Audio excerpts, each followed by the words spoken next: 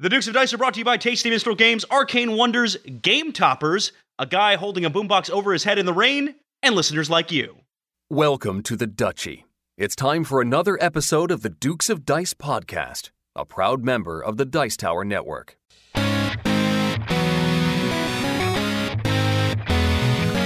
Coming to you from the Duchy in the Duke City, Albuquerque, New Mexico, and the Gateway City, St. Louis, Missouri, it's the Dukes of Dice, a podcast about board, card, and occasionally role-playing games. Today, the Dukes review Hush Hush Project's romantic comedy board game, Fog of Love. They'll also take a look back at the Dukes' reviews of Manhattan Project Energy Empire and Masmorra, Dungeons of Arcadia in a Dukes Quadruple Take. And then they'll be talking about perfect games for a first date. And now, the Dukes of Dice. Hey there, everybody. Welcome back to the podcast. This is Sean. And Alex. And welcome to episode 171, which we're calling Smog of Love. Smog of Love, not to be confused with Fog of Love, the game that we're reviewing. That episode title courtesy guild member Tim Tix. Thanks, Tim, for that recommendation. Of course, we're talking about Energy Empire in the double take, the quadruple take, Alex. So yes. I think that's a great amalgamation. Is it a portmanteau? Is it technically? We'll just stick with amalgamation. How about that? It's a good name for an episode. It's a good job, Tim. Good job, Tim. And I think that's back-to-back names for him, by the way. I was going to say, didn't he name last episode as well? He sure did. Oh boy, we got someone hot on our hands here. Hot to trot. I don't know. Hot-blooded. Check it and see. No, there's going to be so many song references. You got to keep it together because I just keep it together, Alex. Just keep it together. That's going to be a fun night. So every episode, we get help naming our episodes over on our Board Game Geek Guild number 2008, in our Dukes on Deck thread, where we also forecast a little bit about what we'll be talking about in the episode and get some contributions from our awesome guild members. So definitely go check that out if you haven't done that, and then we'll give you the rest of the top 6 at the end of the episode. Alex, how you doing, buddy? I'm doing well. I'm 30 seconds away from the next HQ Live where I can win some money. Non-paid promotion here, folks, for HQ Live, the fun mobile trivia app that's a live game show on your phone. Anyway. So are you saying that you're distracted during the recording? Yeah, I know that's never happened. I will say this about HQ. It's a good sign when your entire office shuts down so everyone can pull out their phone and play this at work. It's been that cool. So we'll see if I make it through this episode, Sean. I may ask you for help as we go. I have to get 12 questions right for my share of $2,500. Okay. 12 out of 12? 12 out of 12. You have to get all 12. Oh. If you miss one, you're out. You're done. Okay. All right. Well, Yeah, keep us up to date, Alex, because everyone's really interested. I will. I'll pass that along. So, anyway, just want to extend a huge thank you to all of our amazing listeners who helped get us nominated for our 3rd year in a row, Alex, for a Board Game Geek Golden Geek Award for Best Board Gaming Podcast. Oh my goodness, I'm so excited. Thank you so much, everybody. Oh yeah, thank you so much. It means a lot every single year to be, not only to have that support from you guys, but also be in the company of a ton of awesome podcasts. A ton of awesome podcasts. So excited. Yeah, no, absolutely. It is truly a tremendous honor. We really appreciate the support. But listeners, loyal listeners, members of the Duchy, your job is not done. There is still now voting that needs to happen. So we've made it easy for you. If you have, first you need a Board Game Geek username. Get a Board Game Geek account. Yeah, do that. Do that first. Okay. Then go to dukesofdice.com/vote Dukes. But stop listening right now. Stop and go do this because this episode drops on the 5th, I believe, and the deadline to vote is March 8th. So just a couple days after this episode drops. So please go do that. dukesdice.com/vote Dukes is a quick, easy way to remember how to get there. I will say this, Alex. My prediction is either going to be heavy cardboard or flip the table because it's their last year. Dark horse candidate, flip the table. Be ready for that. I think they're going to be in the top 3 is my prediction. I'm hoping. Vote Bance. If you're not going to vote for us, vote Bance. If they're taking bets on in Vegas, I would vote for heavy cardboard though. I think they're going to win it this year. They've done a lot of stuff in the last year and a half. I think they've had some pretty tremendous growth, so I think that's probably what's going to happen. Now, keep in mind, Alex, you can vote for multiple podcasts. In fact, you can rank them. So it's not a matter of voting for one. You can vote for multiples and rank them as you see fit. So I would absolutely love to be one of the 2 runners up. I think that'd be really sweet. I mean, I'd love to win. Hey, I'm shooting for gold, Sean. I'm not satisfied with second place. I'm happy to place a show, so that's fine with me. All right. But ultimately, it's an honor. So thank you so much. Shall we talk about some board games? Because that's what this podcast is supposed to be all about. I mean, I'm 2 questions in on this trivia, Sean. Oh my goodness. 2 questions in on live trivia. I've got 10 to go, and I can win a share of money. This is very important to me. But yeah, you go first, Sean. What have you played this week? Jeez. All right. Well, one game I didn't talk about the last time we were on. This was actually a game I got to play over at Arizona Game Fair with Seth Jaffe from TMG. He had a copy of Santa Maria, which is a fantastic game published by Aporta Games. It doesn't have a U.S. distribution set up quite yet, and it's designed by Eilif Svensson and Christian Odmundson Ostby. I'm sure I butchered those names. They, if you recognize the names, are the designers of a game that you and I both love, Alex, Capital Lux. Yes, love Capital Lux. They also designed Avenue. Did you ever get to play Avenue? I've not played Avenue, no. It's kind of a roll and write, except instead of rolling, you're drawing cards off the top of the deck, so people are calling it a draw and draw instead of roll and write. Interesting. Pretty clever. Okay. Yeah. So this is a bit of a heavier game in comparison to the other 2. It's not heavy. I would say it's probably a medium weight Euro. And it kind of has a dry Euro theme to it, or I guess a lack thereof. Ultimately, it is a dice drafting game.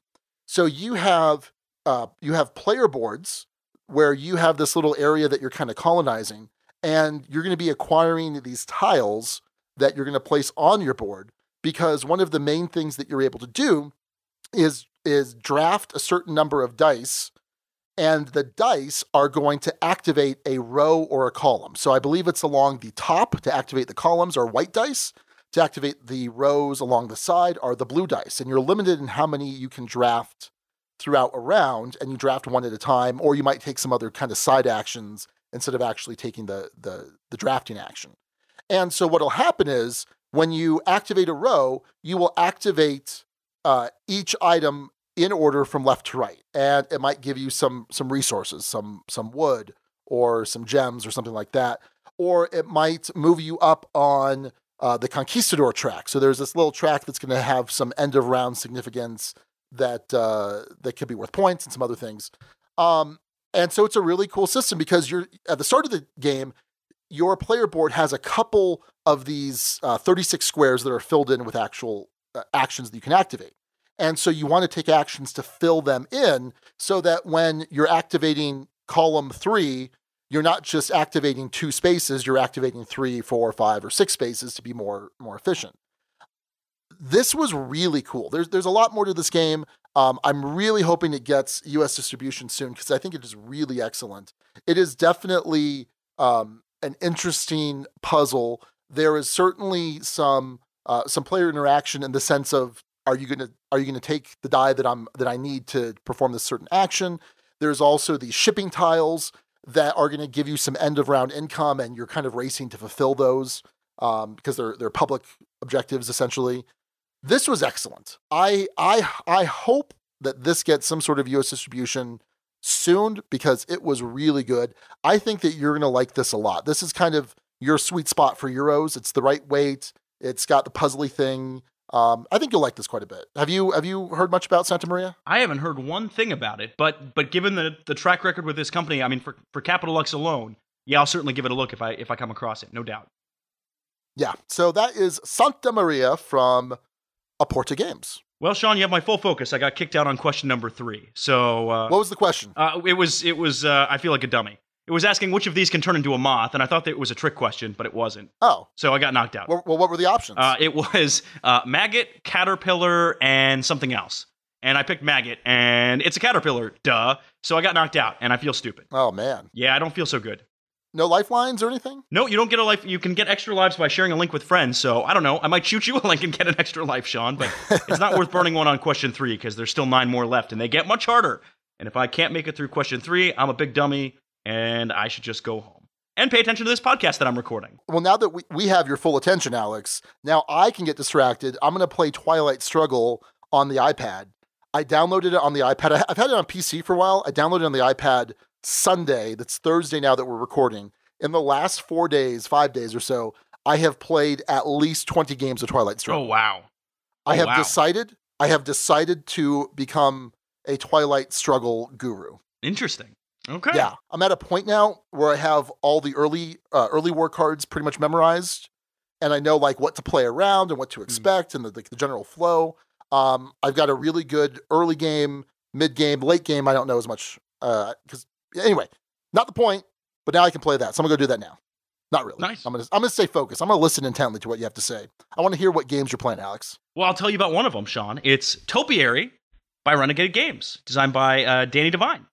This is a fairly light game. It is basically you'll set up a 5x5 grid of tiles, and you are playing the role of someone dispatching visitors to try and get the best view of a sculpture garden. Then there are different sets in the sculpture garden. There's big things of dinosaurs or elephants or whatever else. And your view in this game is sort of photosynthesis-esque in that you can see, your person can see, a number 1 in front of you, but like let's say there's a big old 5 because they range from 1 to 5. The 5s block your line of vision for anything behind it. So you'll get points for what you can see. So if you can see a 1 and a 3 and a 4 and then a 5, that's pretty good. You see a bunch of points worth of stuff. But if you're not so lucky and you placed your person in front of a 5, not so good. You can place people looking diagonally, vertically, horizontally, and it's a really elegant, quick, but thinky game. And I really dug this one, Sean. It had a nice look and feel to it. You have to have some nice hand management here. Basically, when you place a person looking down a row, you can pick up one of the tiles face down in that row into your hand and then place either that tile or another one of 3 in your hand down onto the board. You get extra points from having tiles in hand. So if I have, say, a 2 of dinosaur and I can see a 5 of dinosaur at the end of the game, I'll score the 2. It's really interesting. Have you gotten a chance to try this one yet, Sean? I haven't. I've really wanted to. Empire does have a copy, and I've heard a lot of really good things about it. Yeah, and I have some experience working directly with Danny. He did a game for Monochromatic Wolf, and he tends to make these nice, beautiful, elegant designs. And so I've been pretty appreciative of what I've seen so far. And of course, it's Renegade. The production value is quite nice. Played this at both 2 and 4 players, and it played pretty differently at both of those counts, but played well at both of those counts. So keep an eye out for Topiary if that's the kind of game you're into. It teaches really quickly. The rule book is what, 2-3 pages at most. But there's a decent amount of depth here, and one I'll look to actually probably get in my own collection because it's just that good. I actually think it's really solid. So let me ask you real quick, Alex. Have you had a chance to play Photosynthesis yet? I have not. I've seen someone play it. I've sat there and watched someone play it. I have not played it myself. So it seems like they have a similar element in that there's an importance of the height of certain things and being able to kind of see things in a line. Other than that, they're different games, I'm assuming? I haven't played Photosynthesis. I mean, as best I could tell from watching Photosynthesis, I think they're different games. This has everything to do with the view. Whereas in Photosynthesis, it's sort of this rotating sun that affects everyone. You choose where you're sending. In a 4-player game, it's 5 people. You basically have 5 turns, and on your turn, you're sending one of your people to get a view of something. So you're determining the view. It's not some sort of big rotating thing. Now, that being said, your opponents can come in and mess things up. Like you're looking down this lovely row, you can see matched up things, and then all of a sudden someone comes at a different angle, picks up another tile, and blocks you with a 5. So there's a good amount of interactivity. So yeah, I think they're different games as best I can tell. But I, to be fair, have not played both. Okay, fair enough. So that's Topiary by Danny Devine and from Renegade Games. Well, this was a good week for some special deliveries here in the Duchy, Alex. I got 2 things from some of our publishing friends. First, I got Wildcatters from Capstone Games, your favorite publishing company. Capstone does very high-quality games. Yes. That are not the kinds of games that I tend to enjoy. They are definitely not Alex games. They're definitely much more Sean games. So I have a copy of Wildcatters. I've read the rules. I've also watched the heavy cardboard playthrough or the rules teach. Haven't gotten to the table yet. Very excited, hoping to get it to the table this coming Wednesday, and then I'll report back what I think to everyone out there. But I did get another game from Osprey Games. This one was a little bit easier to get to the table. This is a 2018 release. It's called Sakura. It is designed by Reiner Knizia, Alex. Oh, little known up and coming designer, Reiner Knizia. Reiner Knizia, who I am not his biggest fan. I totally get why people like him. And there are some of his games I do like quite a bit. I do like Tigris and Euphrates. And I think I like Medici. Did you like Raw? Yeah, I think I like it. I like Raw. Yeah, I like Raw. Yeah, I think I like Raw. Well, I'll tell you, Sakura from Osprey Games, this one I do like. This is a pretty light game. What you are doing is you are a painter in this Japanese garden, and you are trailing the emperor. The emperor is taking a stroll through the garden, and he's stopping in front of these different sakura trees and admiring them. And so you want to get close to the emperor, but you don't want to crowd his space too much. So if you get too close and bump into him, some bad things are gonna happen. So it's an interesting hand management. Well, maybe hand management's not the right word. You have a hand of 5 cards, and each round you are picking one of your 5 cards simultaneously with the other players, and then you resolve them in initiative order. So each card has a unique initiative from 1 to 60. You resolve them lowest to highest. And there's basically this trail that everyone starts off in the gate, and then the emperor is like 3 or 4 spaces forward, and then it's like 5 or 6 spaces to the first sakura, another however many to the second sakura, and then the third one, which ends the game. And so when you play a card, it might move the emperor forward or backward a certain number of spaces. It might move your pawn a certain number of spaces forward or backward. It might move the person in first place, close to the emperor, back a certain number of spaces, or the person in last place farther up. And if you ever bump into the emperor, you stop your movement, immediately go back 3 spaces, and then you lose one of your victory point tokens. Because then when you get to the sakura, you evaluate. Whoever is closest to the emperor is going to get more of these cherry blossom tokens than everyone else. And it's sort of a ranked benefit that you're getting. At the end of the game, whoever has the most is the winner. Pretty simple, right? Pretty straightforward. Yeah. This was really good. You know what it reminded me of? Gravwell. Oh, well, which you weren't crazy about Gravwell. No, I wasn't. Which I don't get. I feel like you would like Gravwell. I feel like Gravwell would be an intersection in terms of your taste and my taste, because it has kind of you choose the type of movement you're doing, and then you flip the cards over simultaneously. Different in how these play out. And this plays up to 6 players. We played with 4. I like this quite a bit, and I'd be interested to try this with 5 or 6 to be a little bit more chaotic. I think some of the players I was playing with had some issues that it felt too random and chaotic. I don't know that I quite agree, but it's still kind of like a Colt Express where you just kind of see what happens. You know what I mean? And you have to be in that mindset. It's not something that you're going to necessarily be able to math out or puzzle out. But there are some decisions when you play those cards. For example, some of the Emperor movement might say plus or minus 1. So you get to choose once it's revealed whether it's going to go forward or backward. So there's still some choices to be had once you see what everyone's played and have some knowledge of what's going to happen. So I highly recommend this if you're like this lighter style of game. I would say if you liked Gravwell, you should definitely check this out. I think both can probably have a place in a collection. So that is Sakura from Osprey Games and Reiner Knizia. Very cool. Well, I've been playing a lot of new stuff over at Jamie Stegmeier's Game Night. The other night I got in Muse, which is a new release from, what are they? It's Cool Stuff Inc.'s publishing arm. Quick, Simple Fun. Also got in a play of Pandemic Rising Tide. Oh. But the one I want to talk about, that I'm more interested in talking about, is a game that we played a week ago. Also because last night at Jamie's Game Night, I broke his kitchen table, and I feel really bad about that. Anyway. Whoa. No. Whoa. No, there's another. Let's hear about that. Let's hear about that. Nope, let's hear about that. It's a very simple story, Sean. There's a leaflet on this sort of circular kitchen table. The leaflet props up one of the angles, and I was leaning a little too hard on the leaflet, and the support holding that leaflet up snapped. It sounded like a gunshot. It was real loud, and I felt bad about that. And so I broke Jamie's table. Anyway. Do we have to do we need Patreon money to get it fixed or something? to help send.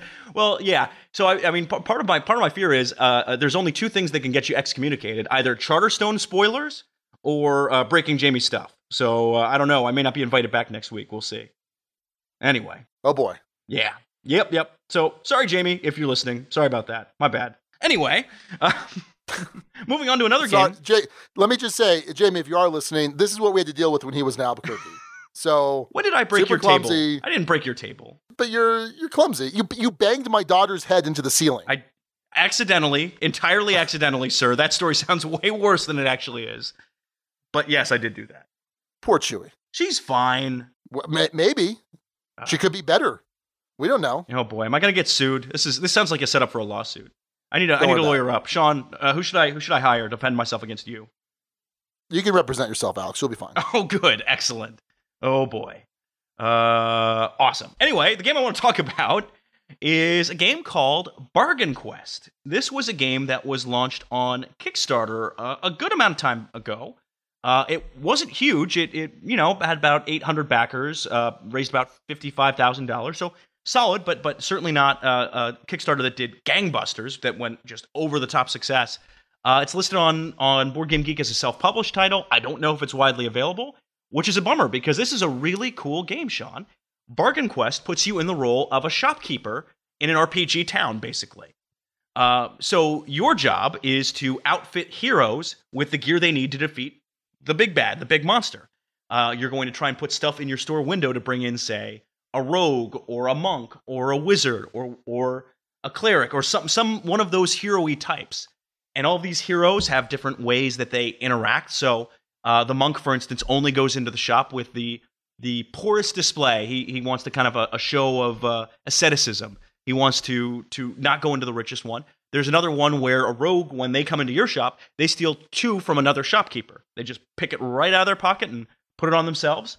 Your job is to sell stuff to them, stuff that may or may not be useful. So you could sell them, a shield, a sword, a magic potion, a healing potion, things that might help them beat this big monster. Or you might just try and bilk them out of all their money with worthless stuff, like a fancy hat or a bottle of wine, things that definitely won't help them when they're battling, say, a vampire. And this game was, I think, absolutely delightful. I loved it thematically. It looked fantastic on the table. And the theme, just the theme grabbed me. And it played well anyway. It played well with, I think there were 5 or 6 of us. It was a good-sized player count for this one, Sean. It was cool. I mean, you get these different monsters that come out that have different effects. You get the trash monster. Whenever the trash monster's out, everything that you're selling is cheaper because people want to get that dang trash monster out of town. Or the final boss I think we faced was the Vampire Queen, who sucks money from whoever's in the lead, sucks points. This was a cool experience, Sean. And we're going to talk about this concept a little bit later on about availability of games after a Kickstarter is done. I hope this gets a wider release of some form or fashion because this is a really cool game. A really cool game. Does any of this sound appealing to you, Sean? Yeah, no, that sounds good. I'd definitely give it a shot. It sounds like I'd probably enjoy it. Yeah, I think certainly. And again, I can be grabbed more so by theme than you, I think. It's not that you're allergic to theme necessarily. It's not that you don't care. But for me, if there's a game with a really interesting, over-the-top, cool theme that's executed well, keyword executed well, I'm going to dig it. And this one definitely hits on those points. So good job to the team behind this one, Bargain Quest. I'd keep an eye out for it. I don't know how easy it is to get. I'm going to do a quick search on BGG to see if it's available on the marketplace or what. But I'm really happy to have played this one. It's our buddy Colin in the gaming group who brought this, and I enjoyed it. I enjoyed it a good amount, and I'd give this one a look if you possibly can.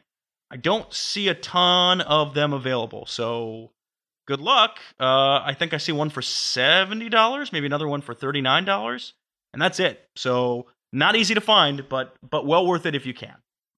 Perhaps you can get someone at Monochromatic Wolf to take a look at it and possibly acquire it. That would be a lengthy process, possibly, but maybe. We've done similar things before, so if you're hearing this in the future and we're the publisher of this game, I want to say for full disclosure, I haven't brought this idea up at work yet or even thought about this, but that's interesting. I do work for a board game publisher, huh? Yeah. Huh. Anyway, back to you, Sean. Boy. Oh, wait, we're done with this segment. Hey, it's time for the news. Boy, I sure wish someone would find this game and acquire it and bring it over so people can enjoy it. Man, who would I know that could do that? Oh, I don't make those decisions, Sean. You know that. Anyway. Hey, that's what we played. Let's head on over to the news desk.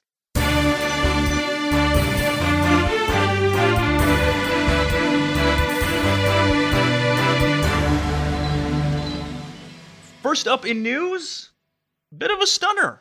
An online retailer, a pretty well-known one, is done, kaput, out of online business. Not out of business total, but out of the online game. And that's Fun Again Games, who has been around for a good chunk of time. We're talking since 1996. And this happened actually the day that we're recording this, Sean. They sent this out in a newsletter blast to customers, saying that they are running a liquidation sale. They're done. Come on our site. We have huge discounts on everything.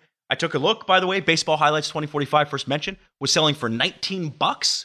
So, hey, that's a pretty good deal. But this is a pretty big one because this is an online retailer that has had a decent sized presence and that has been around for a good amount of time. And I will say this, Shane, my boss over at Monochromatic Wolf, this struck him kind of in an interesting way because he was one of the folks who helped found Cool Stuff Inc. way back in the day. And when they did so, Fun Again was sort of the measuring stick, kind of the company they were trying to go up against.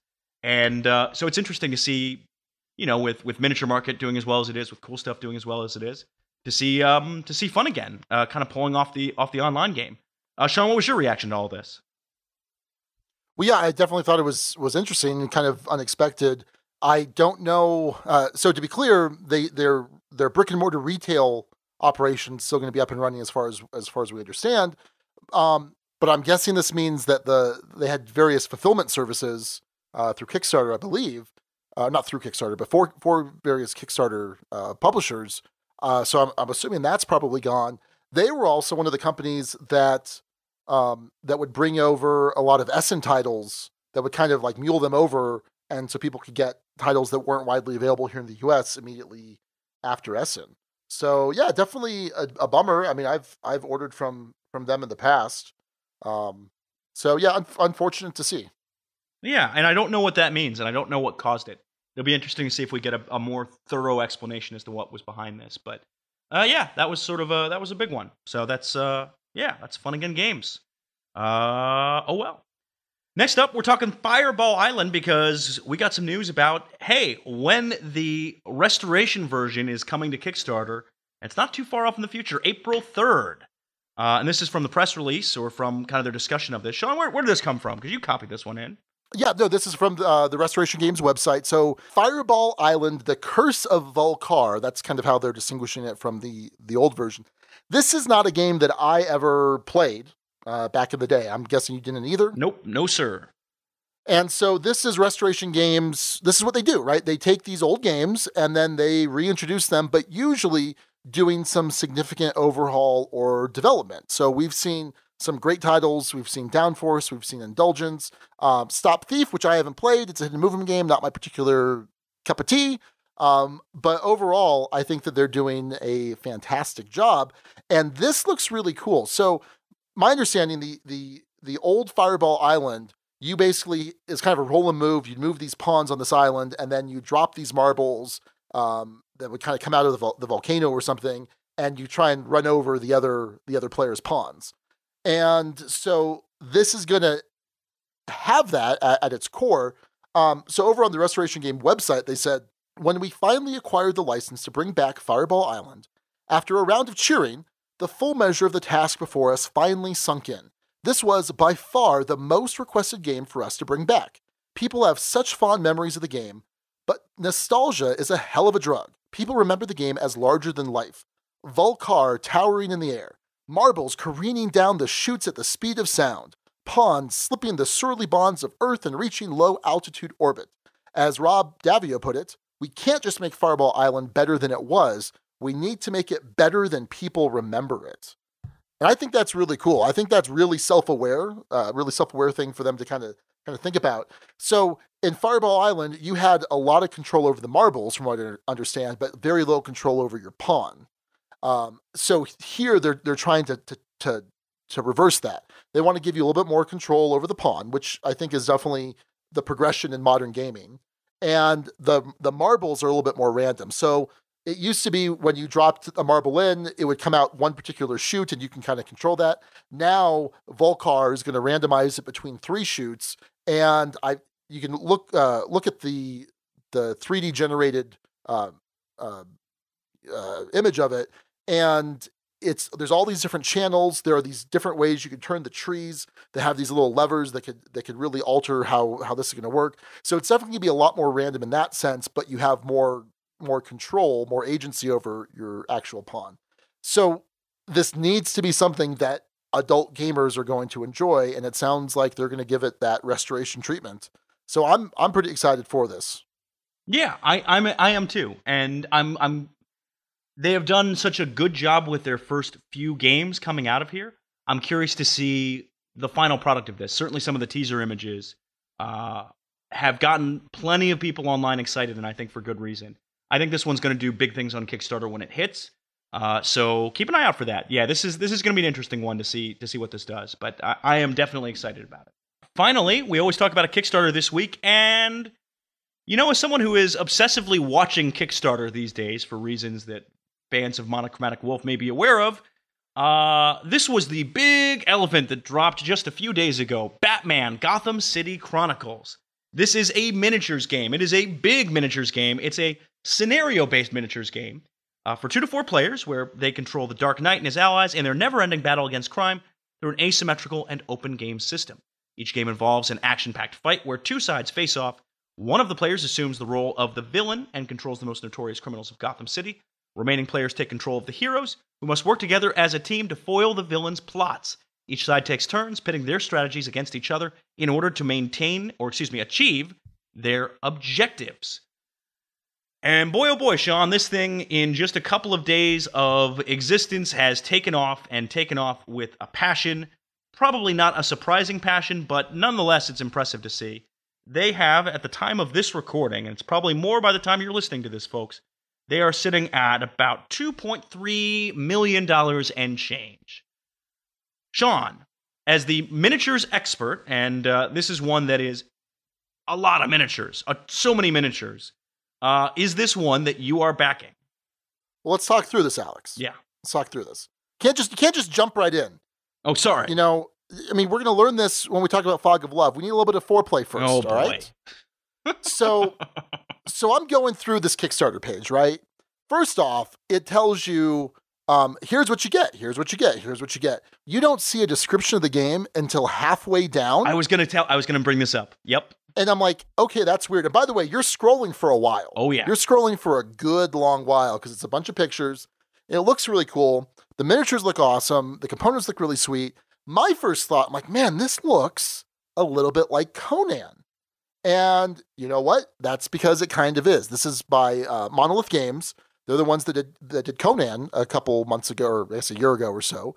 I got to play Conan. Did you play Conan? Our buddy Jared had a painted copy. I did, and I didn't dig it. Okay. Well, then don't back this then, Alex, because this seems to be a very similar system, if not essentially the same system. Don't quote me on that, but from what I can tell, it looked very similar. But this is an IP that I really enjoy. I have spent a good chunk of my life reading Batman comics. I mean, I was back in the 90s, back in the early 2000s, there was Detective Comics, there was Batman, there was The Dark Knight, there was, and they'd come in and out with all these different titles. Huge Batman fan. And this is an IP I could definitely get behind. Now, if you want the base game is $140.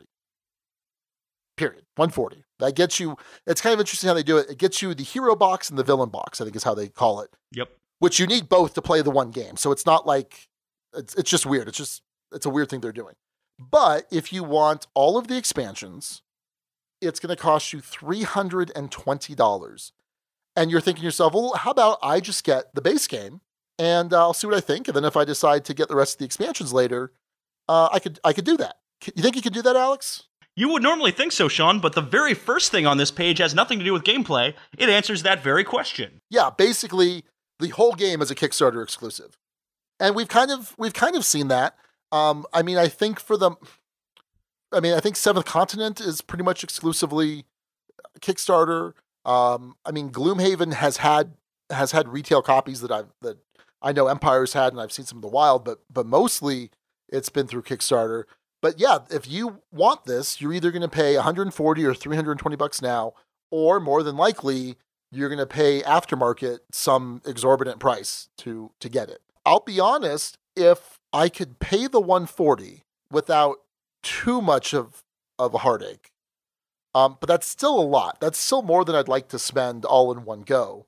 Like, for example, I've done stuff. I've certainly paid more than that for things on Kickstarter, but usually it's been like a CMON game where I make the initial purchase, and then when the backer kit comes out, I add on all the other stuff. So I'm getting billed at 2 different times, and that's a little bit easier to handle. But $320 just in one pop on March 31st when this thing ends, oh boy, that's a lot of money. That's certainly a lot of money. I enjoyed the Conan gameplay, and that same gameplay or similar gameplay with an IP that I'm very excited about, that's tough. That's definitely tough. And I don't think I could buy it for $140 and feel satisfied when all is said and done.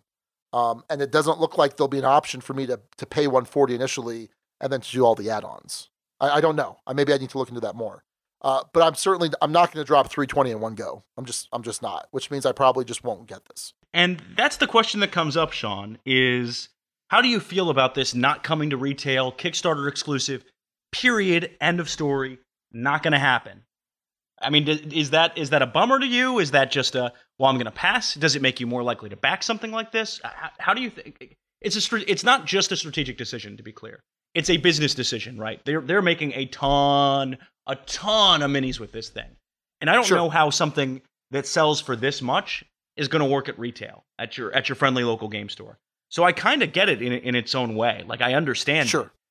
But man, is that brutal for folks? Because yeah, I think the eBay rates on this could be quite high later on down the road. Oh yeah, it's going to be like $400 or $500 probably for the full package, so to speak. So I think it looks really cool. I mean, if you can budget for this, and if this is something that you can pull off, great. I'm very interested in owning this. I'm very interested in playing this. I just don't think that's gonna happen.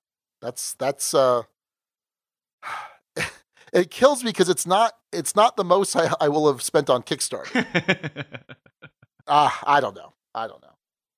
It's a bridge too far for Sean. A bridge too far. Yeah. So yeah, that's Batman Gotham City Chronicles. If you got the money laying around, it's up there until the end of the month, March 31st of this year. Already raised a ton so far, so check that one out if you are so inclined. That is Gotham City Chronicles, and that is a look at the news.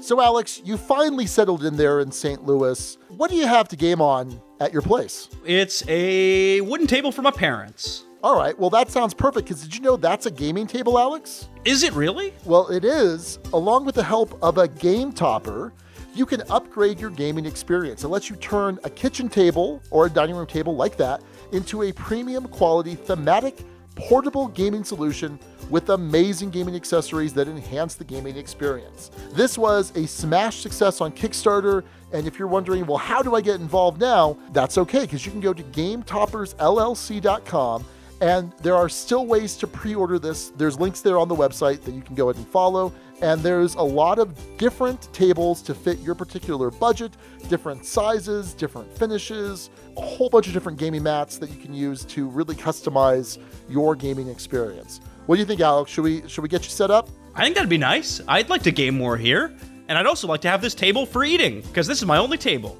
That's Game Toppers at GameToppersLLC.com. Game Toppers, upgrading your gaming experience.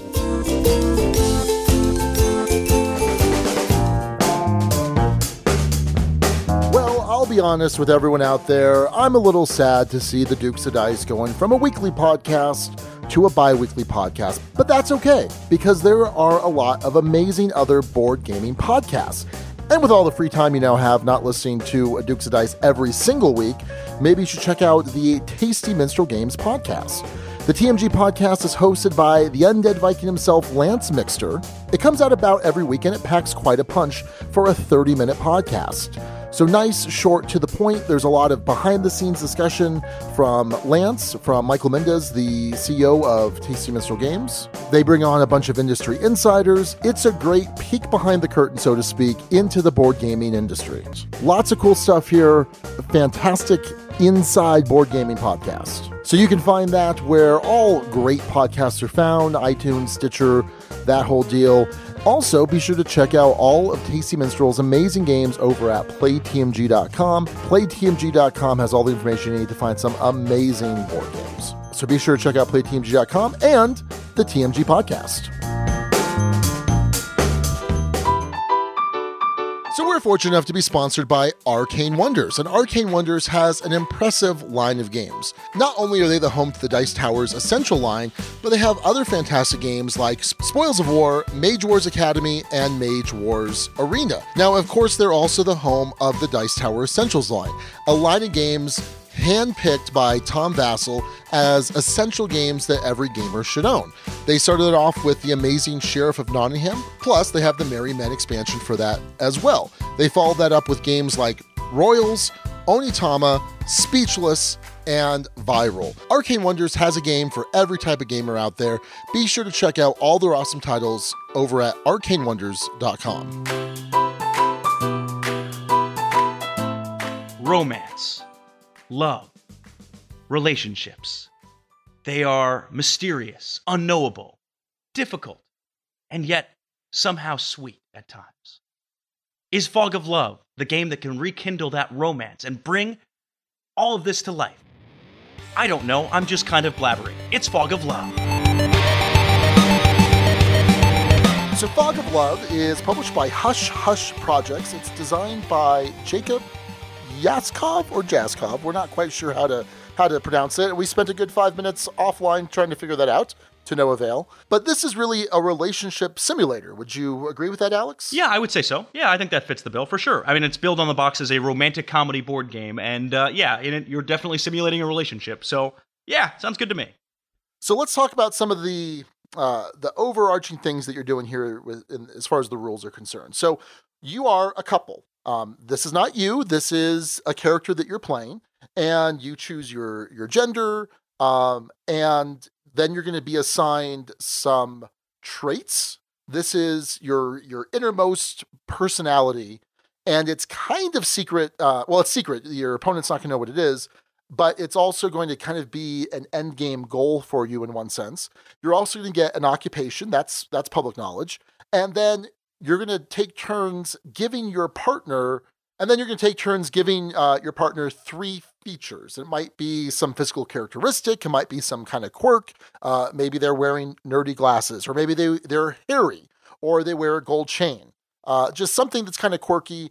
And they're going to affect how your character starts as far as on the scale of these different personality features. So like, for example, there is discipline. So you might be more disciplined, you're organized, diligent, and hardworking, or you might be less disciplined, you're disorganized, reckless, or lazy. There's also curiosity, extroversion, sensitivity, gentleness, and sincerity. And so one of the things that you're trying to do is you're trying to, throughout the course of play, manipulate to what extent you are on one end of each of those spectrums. You're either more extroverted or less or I guess more introverted, right? And so there's going to be some objectives you're trying to achieve through the card play, but then there's also going to be a destiny, an ultimate goal that for lack of a better word, and we might talk about this more, is kind of how you might win. It's possible that both of you can fulfill a destiny, your own individual destinies, or maybe neither of you does, or you might break up or whatever. So this is something that's going to require you to have a particular, maybe you're super sensitive, but you also have enough satisfaction, these hearts, which is kind of how happy you are in the relationship. It needs to be at a certain level. Or maybe your combined happiness, your combined satisfaction between you and your partner needs to have reached a certain level. So what you're going to do is you're going to play through these different acts, and there's different scenarios that come with their own individual acts, and you're going to play a scene. You have a hand of scenes, which are these cards, and it's either going to have you both choose something. Maybe you decide to go out for a picnic, and what type of food are you going to bring with you on the picnic. So you have these really nice poker chips that are A, B, C, and D, and it gives you these 3 options. And so you're going to secretly choose the option, flip them simultaneously, and based on what you choose, it's going to probably give you some sort of movement on those different personality features, or it might increase your satisfaction or whatever. But then there's also going to be some sort of consequence for how, or for whether or not you and your partner matched or didn't match, or maybe you both picked, or one of you picked A and one of you picked C, which might have a certain effect. Lots of different iterations of what can happen there. There's also cards that are going to have your partner just choose something that's only going to affect them and give them some sort of benefit. There's also some reaction cards. There are some secret cards that you keep in front of you. And you're going to go through these various acts and ultimately get to the finale and then determine whether or not you have fulfilled your innermost traits, you're true to yourself, and whether or not you fulfilled your destinies. And then you can kind of go back and think, all right, well, how do we do as a couple? Where do we wind up? And that's a very brief gist of how you would play Fog of Love. You've played this much more than I have, Alex. Did I nail it?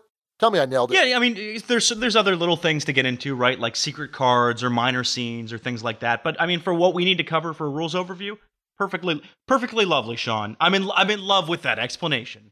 Alex, I said secret cards. This is so typical of you. You just don't listen to me, Alex. I don't. We would have very low hearts in any relationship in or out of this game. How about this? Let's do a both choose. A, Sean nailed it.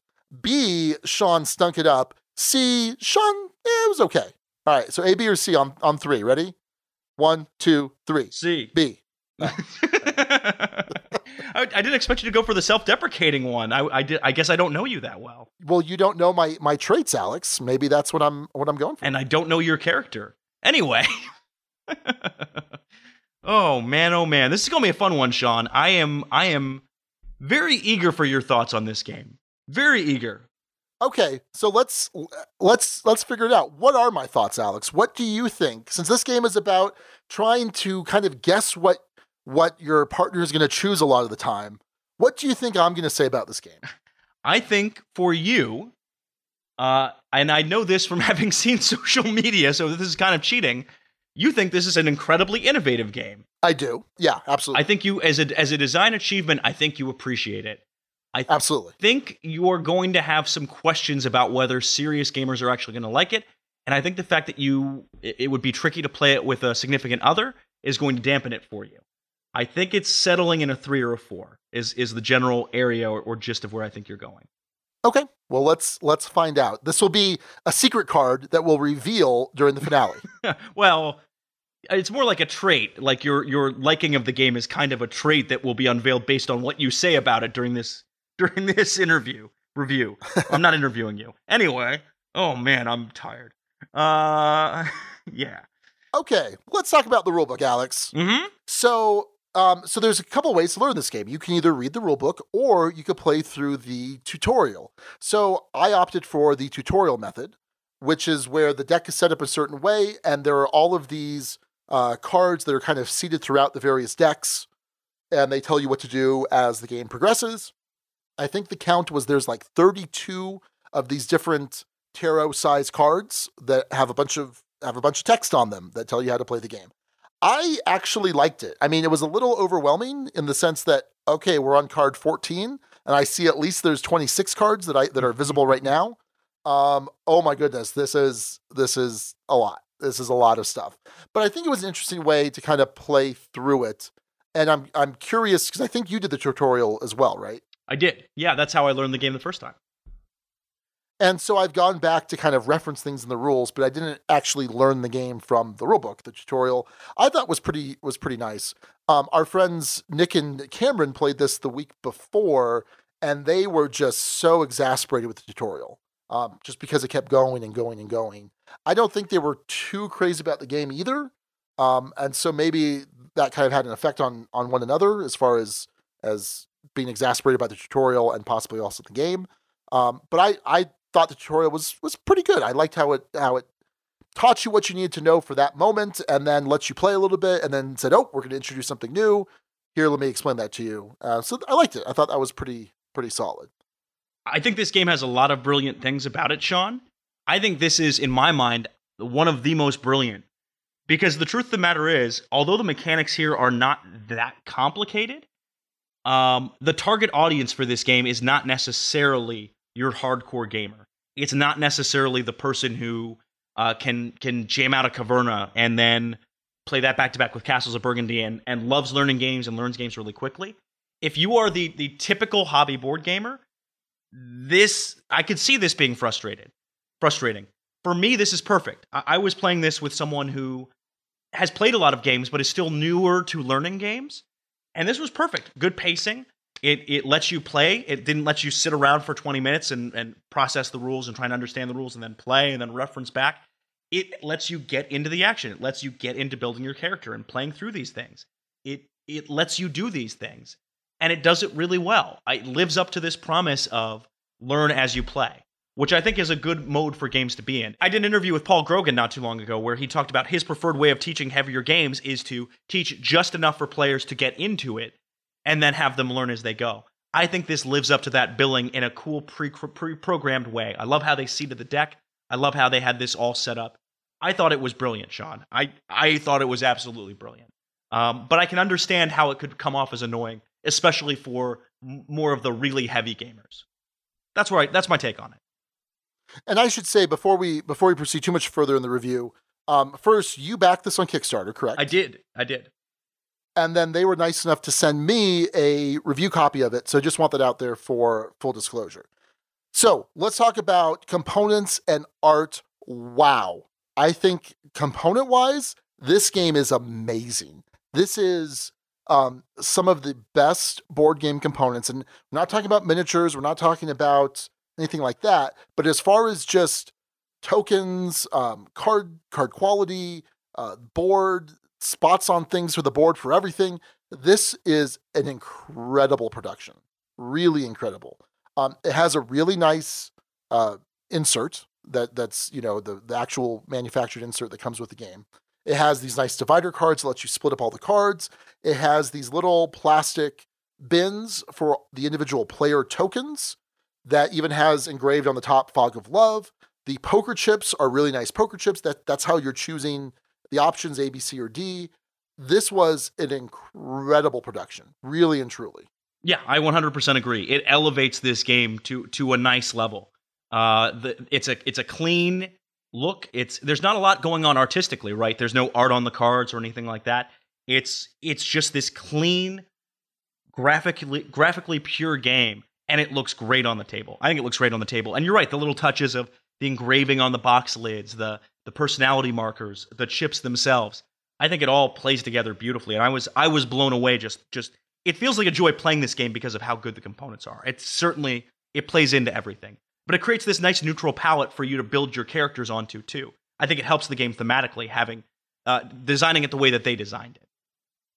Right, and so I think the lack of art is helpful here because it's a storytelling game, and so you are creating the image in your head. And if you had some sort of art on each card, then it's kind of channeling you in a certain direction more so than you might want otherwise. The kind of the look, the aesthetic of the game reminded me a little bit of like Time Stories, but without the art, if that makes sense. Just kind of the graphic design. But you're right; it's very clean. I think the graphic design and the production of this game is fantastic. Really and truly, it's really good. I mean, like you kind of alluded to earlier, this is going to be probably my vote for most innovative game of 2017. This could even be like best production of 2017 if you're not talking about games with miniatures and games with, there's just something like they really did a good job here. Oh yeah, no, I think it's over the top fantastic. And I love, for instance, how the personality spots all look very different. I like how they put kind of what each of them means on the board. It's clear and easy to see. There are only two minor and very minor beefs I have with this. Minor beef 1, Some of the icons for the personality tokens are similar enough that you can confuse them at times. They could be just a little bit more different. And then the other one is sometimes the text on the cards comes off as too small. And that's just me. My eyes suck. Just how it goes. They're trying to cram a lot of information on the cards. I get it. But yeah, that's where I felt about it. In terms of production, other than that, I loved it.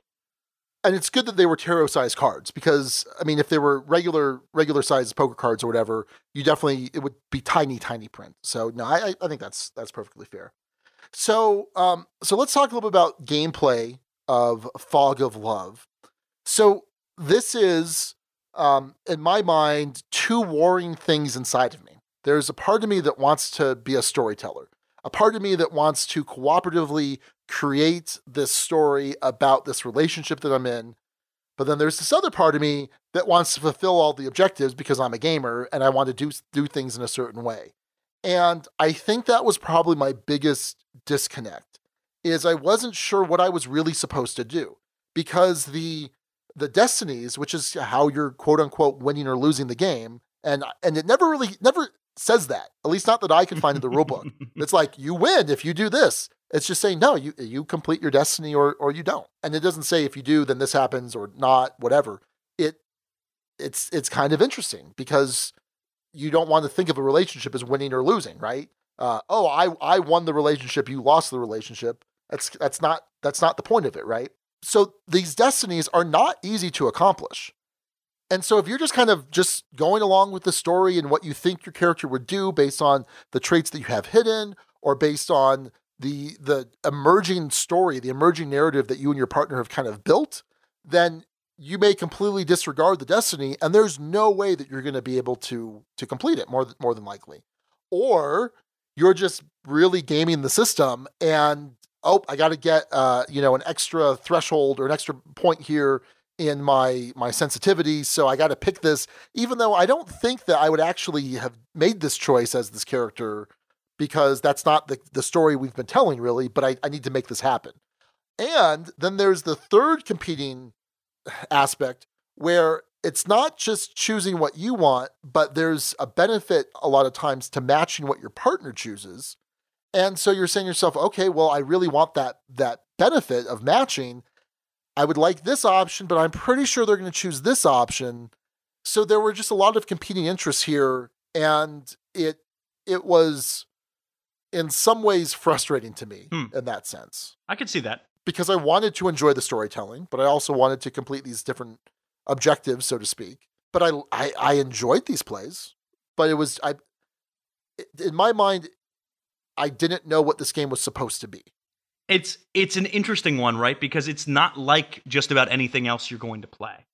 It just isn't. Because it is thrusting you into this role-playing scenario, but asking you to apply gamerly mechanics to it. And so rarely does that actually happen. One of the things with Tales of Arabian Nights, which I have yet to play, but from everything I've heard, is it's the fun of it is the story and the decisions and sort of this choose your own adventure, and whatever happens. You can kind of have a laugh about it as you go.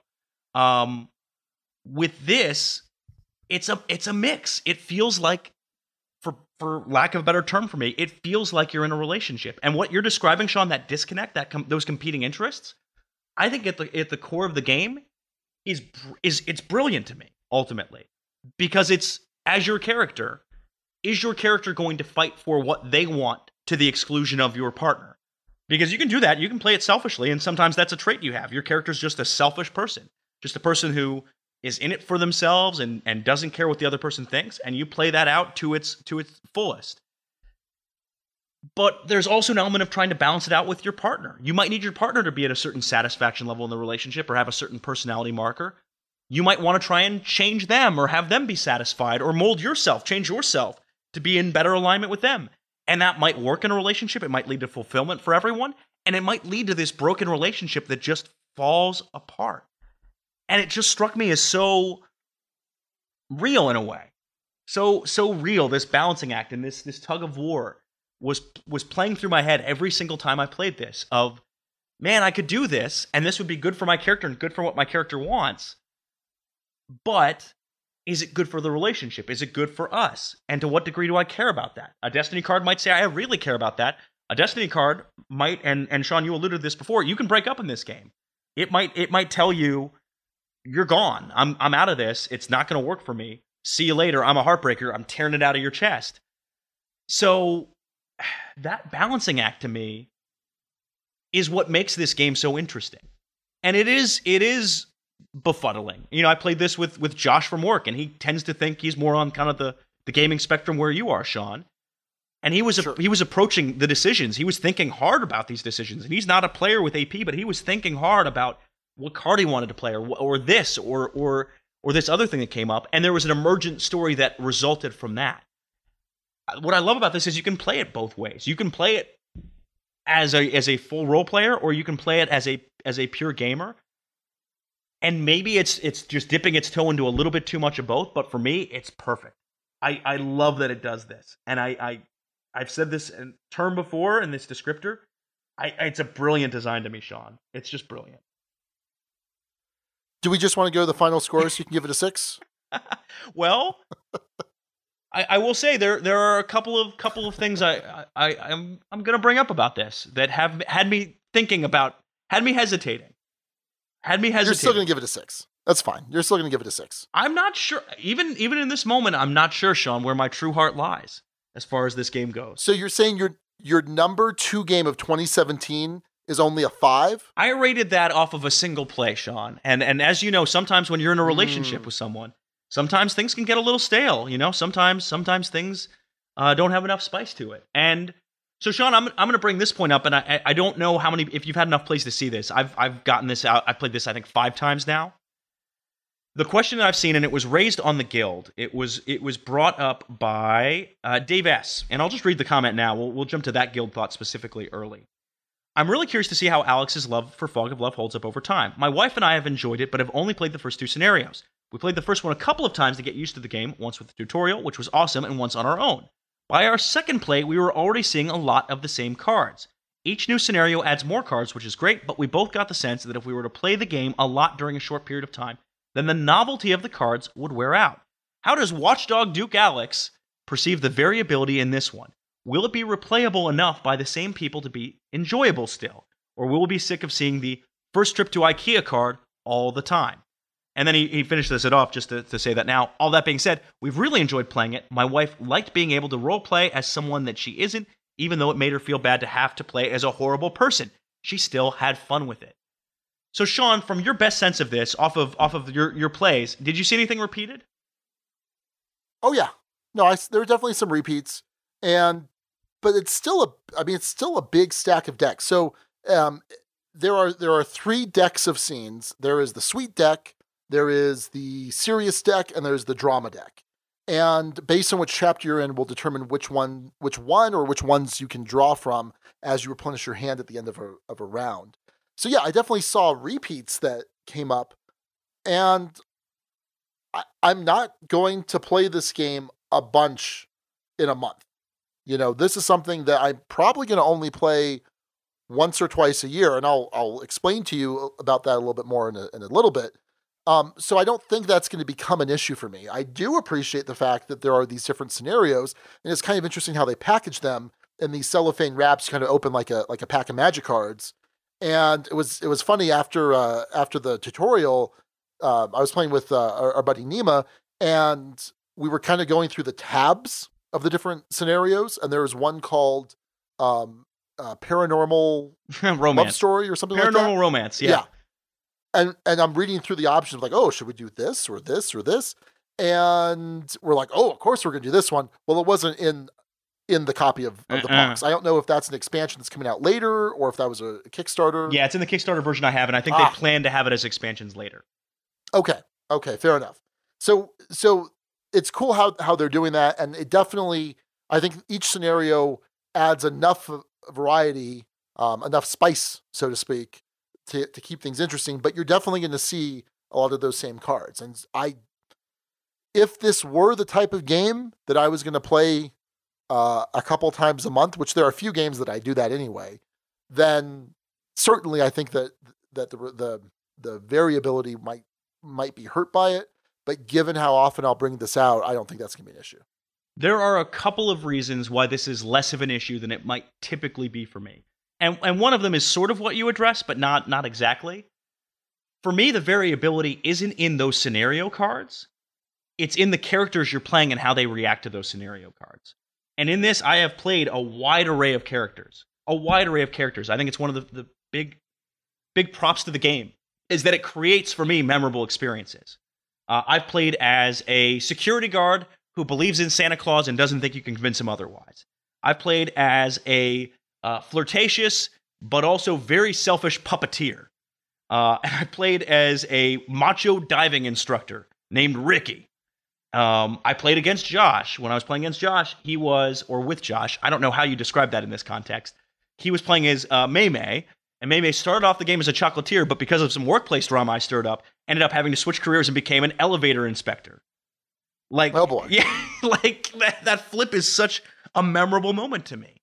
And I've had those with this game. It's the interaction between this character you're playing and those cards. But I've also had moments when I played this and I'm like, I've seen this one before. Like, I don't need to play out this one again.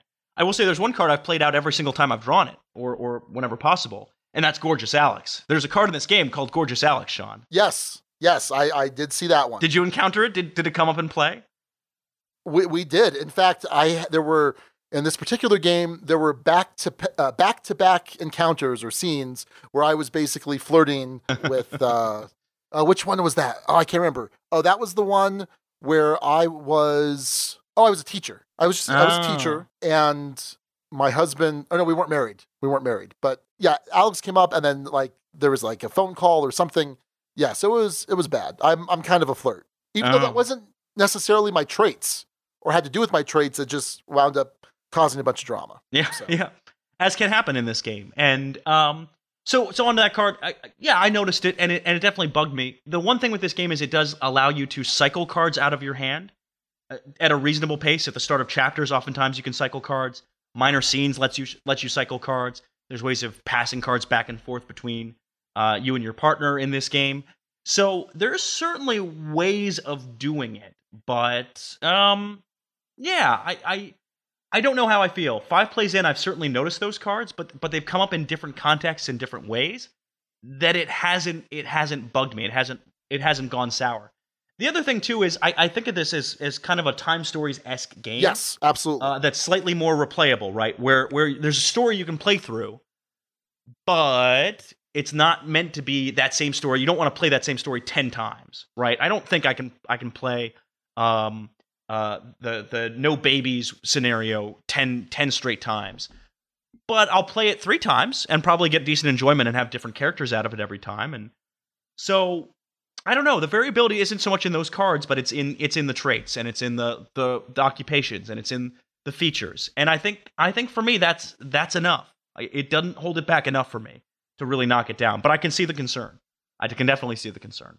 How did you like the interplay of secret cards in this game? Did you encounter those or use those a bunch? Yeah, no, they were okay. They were interesting. Maybe it's like, oh, I'm going to start a business, but I haven't told my partner. So I put it in front of me.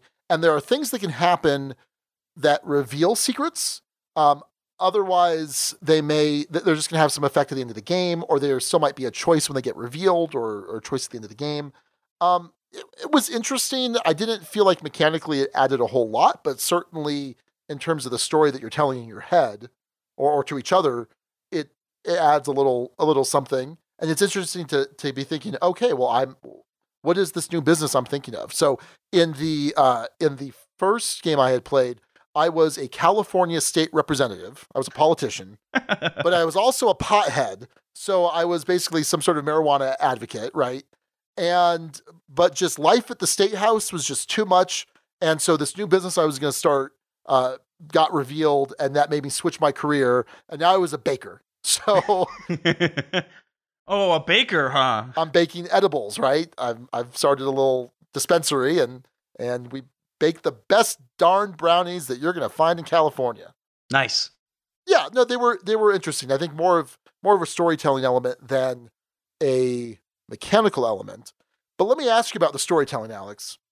How does this compare to a game like Fiasco, which is it's 90% storytelling, 10% mechanics, whereas this is probably, I would say, 60% mechanics, 40% storytelling? And you might disagree with that breakdown. I think it's somewhere in that spectrum. I've tried to peg it down. I mean, I've had a thought that it's 60% role playing, 40% mechanics. It could be what you said. It's somewhere in that ballpark.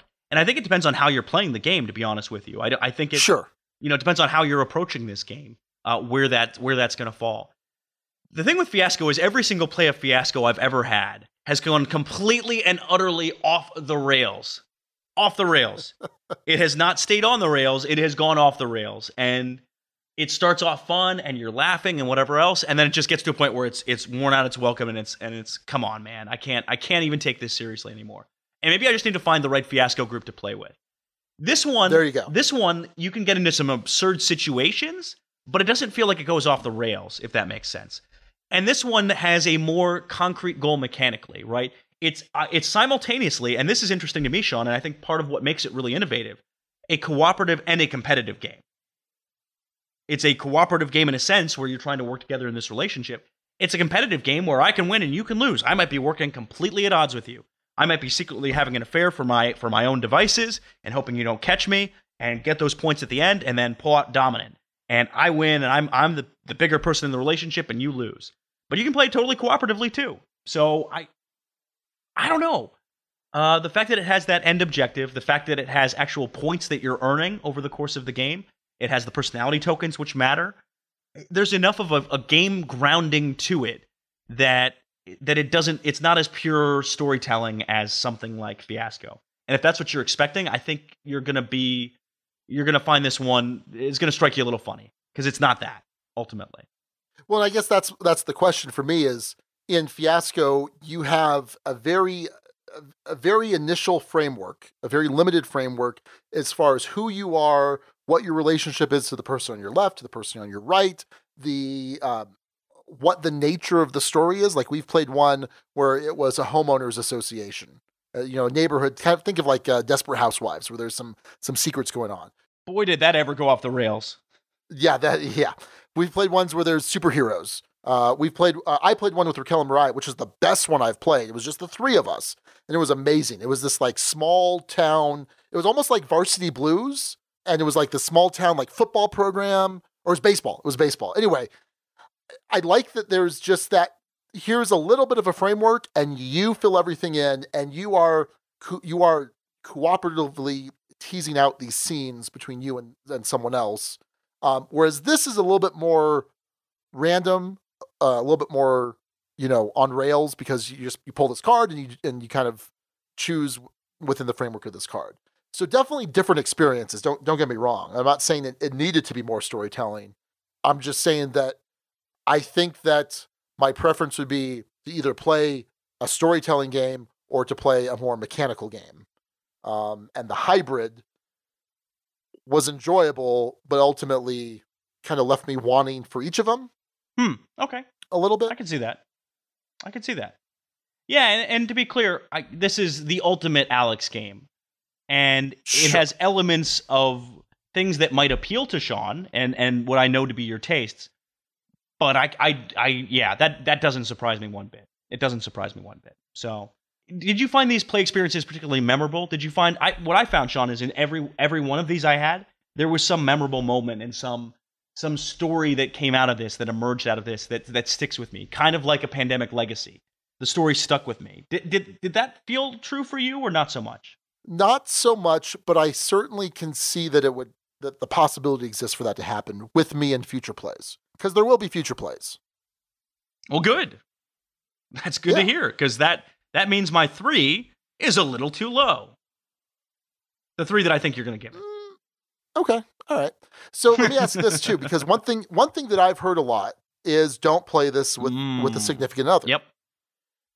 And the reasoning behind that, the rationale, is that this brings up some actual relationship situations that either you might have difficulty separating yourself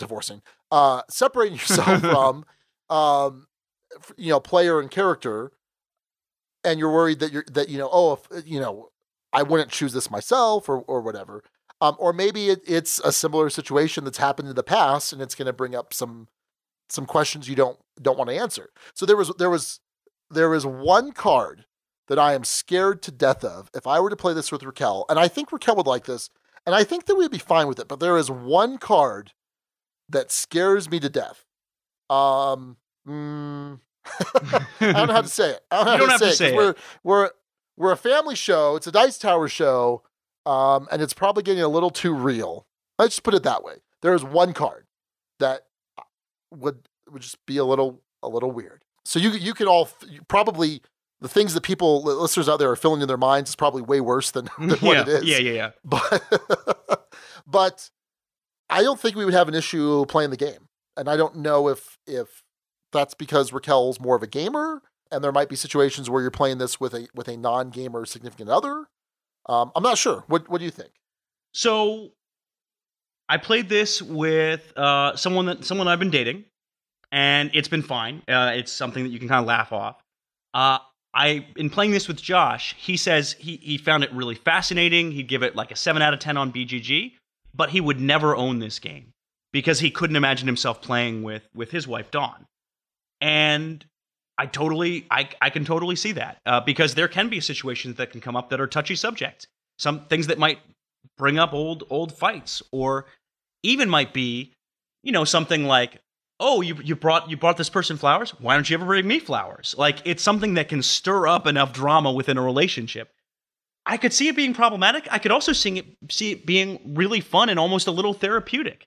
I don't know. Okay. But you know what? I am not a relationship expert, Sean. I am not that. I am many things.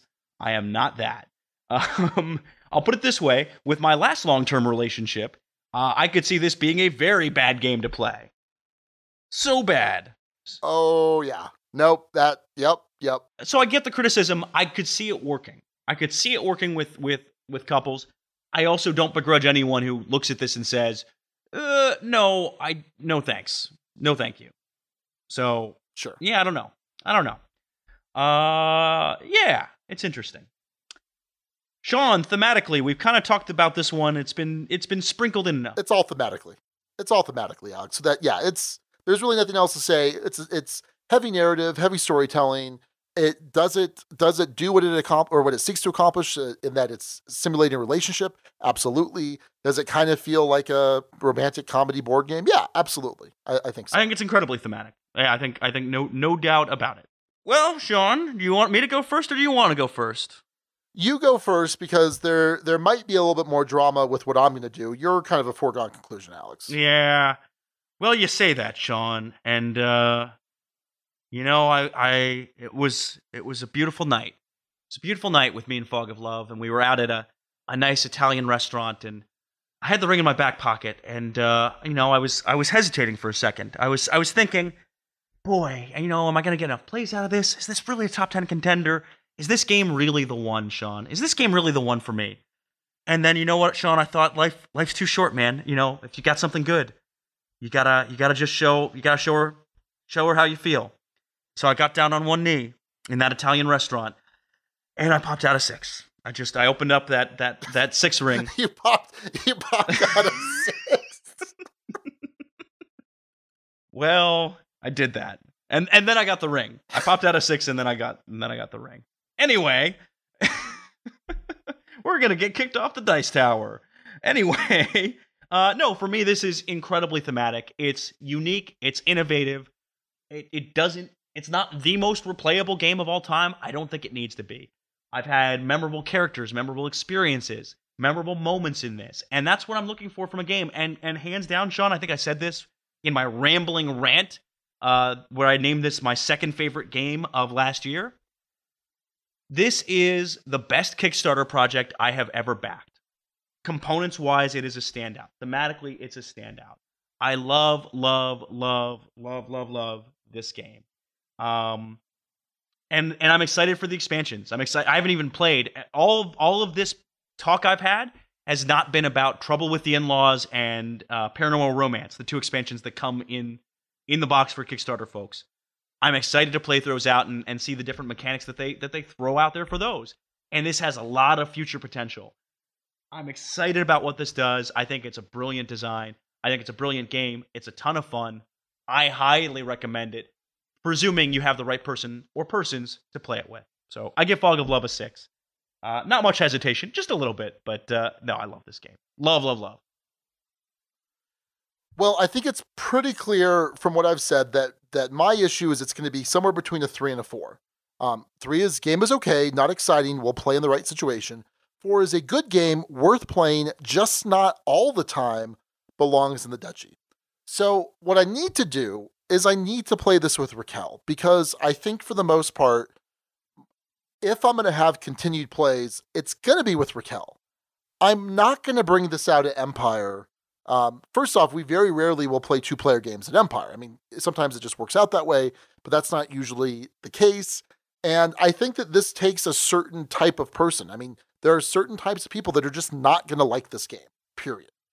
And if you're more Alex, then I think you're probably a lot safer to like this. If you're more Sean, you're probably a lot less likely to like it, but I do like it. It's not a 2 by any stretch of the imagination. It's definitely not a 1. So it's a 3 or a 4. So here's what I'm going to say.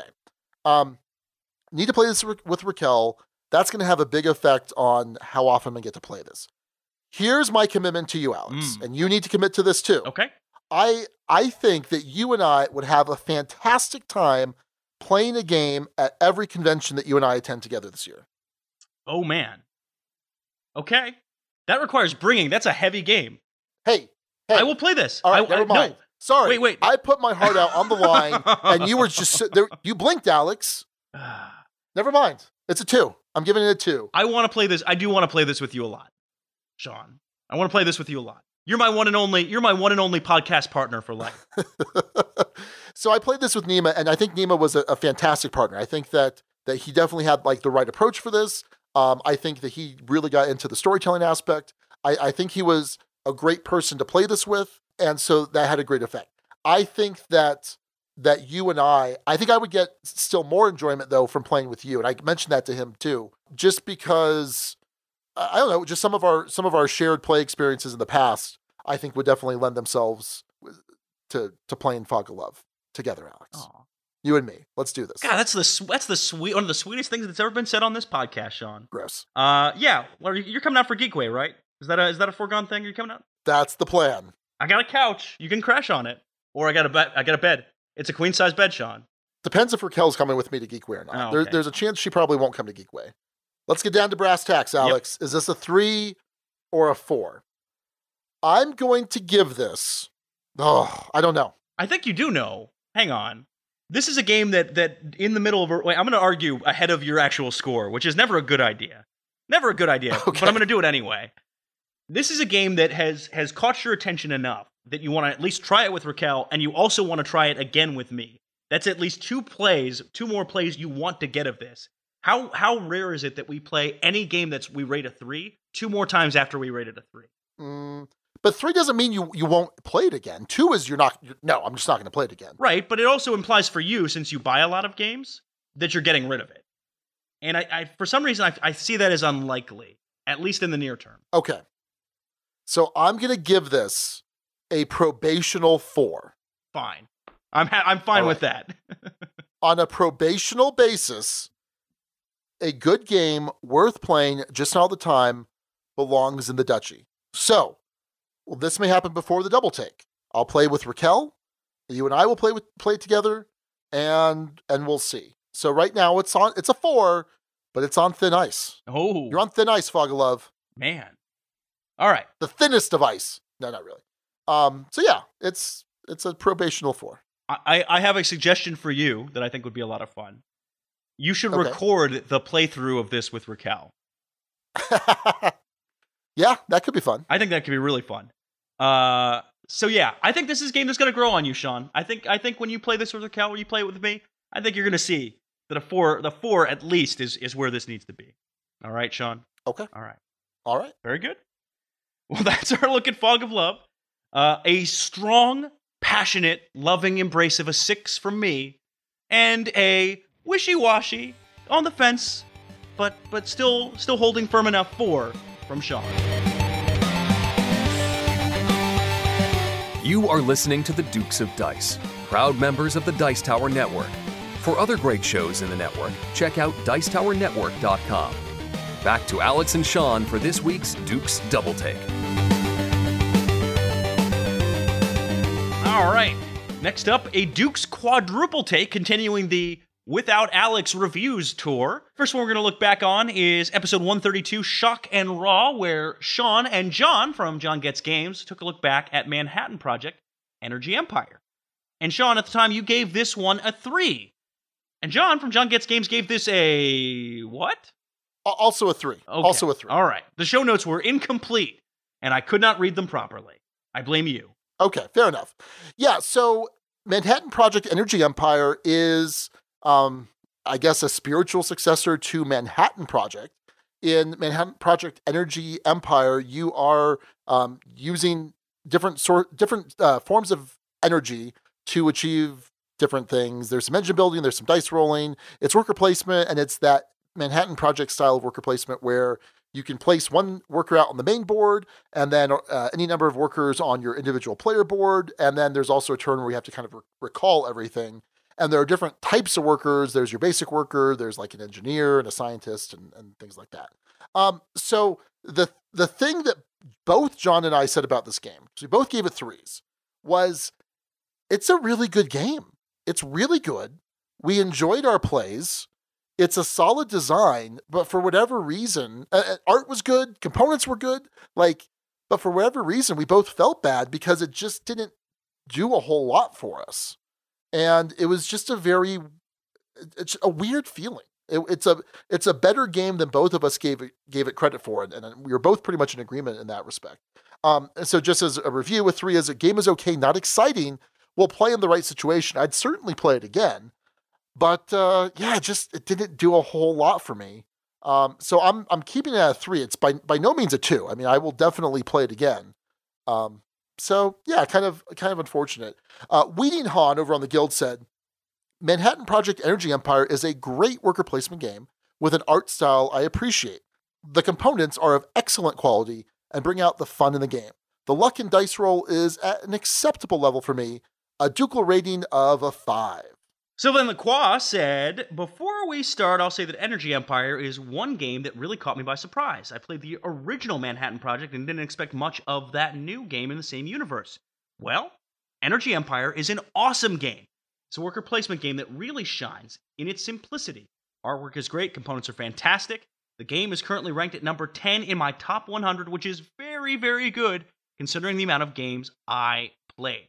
So, he gives this one a 6, Sean.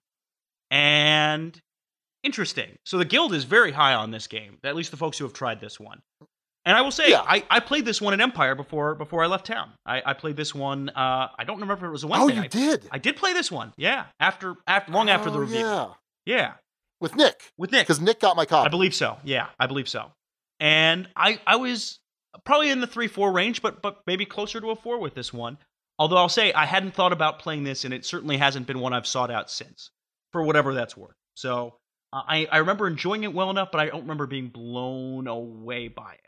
So, in fairness, I wasn't that in love with Manhattan Project itself either, the original game that this is based on, this IP. So, sure. Anyway, that's Manhattan Project Energy Empire. All right, next up is Masmorra from episode 133. The more, the merrier. Like that. Jeremy gave a split rating of this. In fact, everyone gave this a split rating. Jeremy gave the co-op of this a 5, competitive play a 3, so an aggregate of a 4. Nick gave this one a co-op rating of a 4, competitive score of a 3. And then, Sean, you gave this one a co-op rating of a 3, and the competitive a 2. A 2. Sean, what were your thoughts on this game now? Yeah, so I haven't played this. In fact, it was pretty clear in the review that the only reason I'm really keeping it in my collection is because I could use the minis in Arcadia Quest. There's some minis and there's some cards that let you use it as a crossover for Arcadia Quest. So there are 3 modes technically, but really it's kind of a competitive and a co-op mode. And we were all kind of in agreement that the competitive mode was just not great. I even said it was terrible. The co-op mode was better. So this is a dungeon crawl. You have these cute little chibi miniatures that are your hero. And then on your turn, you're rolling dice, which is going to affect your ability to move, your ability to attack, do range attacks, all sorts of stuff. And the monsters that you're fighting are these dice. So it's kind of interesting when you populate a dungeon tile. They're really simple tiles. They're all these little square tiles. So it's kind of a more streamlined dungeon crawl compared to, say, Arcadia Quest or Descent or something like that. So when you populate a dungeon tile, you roll the die. There are different monsters on each die face, and they have their own stats and special abilities. I thought I was going to love this game. In fact, all of us thought we were going to love this game. Things I saw as far as gameplay videos beforehand, I was super excited. Great components. This is a CMON game. And ultimately, it just kind of left me wanting. I haven't even considered bringing this out to play at co-op. I'm even beginning to think to myself, you know what?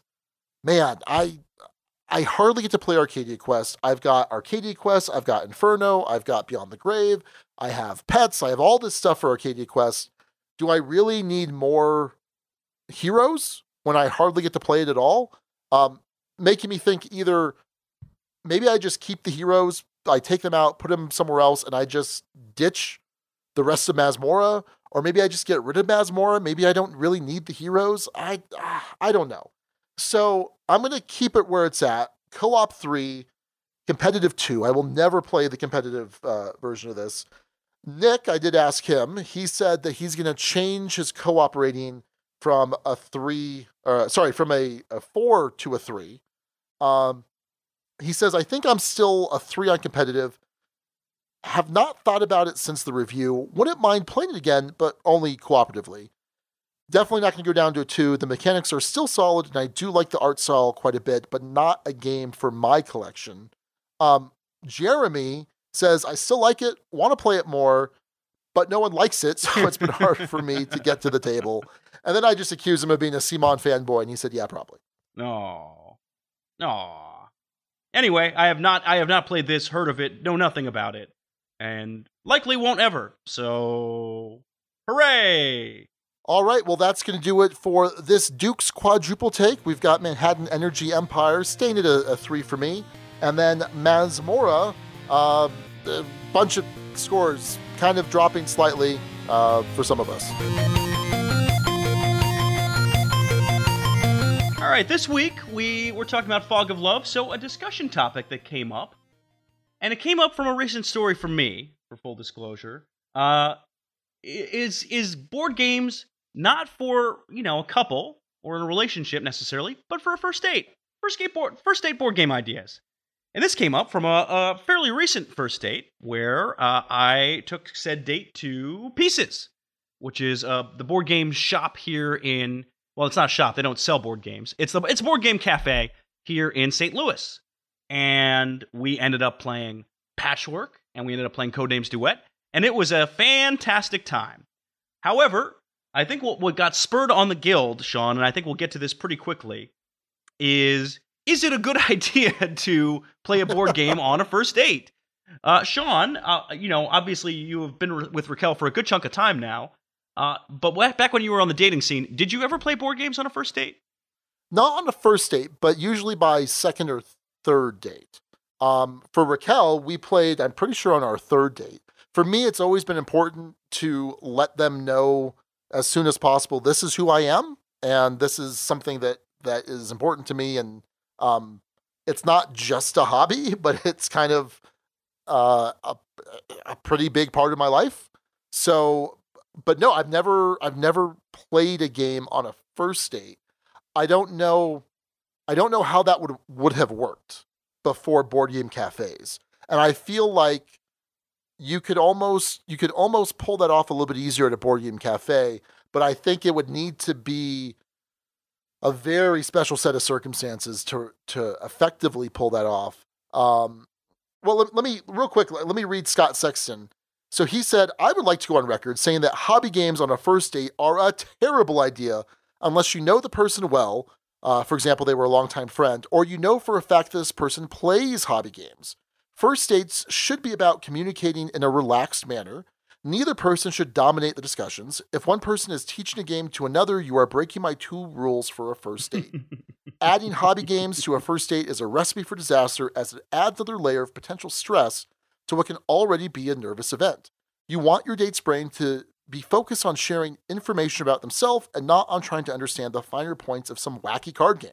You can use a first date to gauge your date's interest in gaming by discussing each other's interests and hobbies. Actively listen to your date and use that information you learn to plan activities you can incorporate into future dates. Then maybe you can be in a position to try games on a future date. How would you feel if you were on a first date and your date took you scrapbooking, hunting, to look at coins, to attend a book club, or Bible study?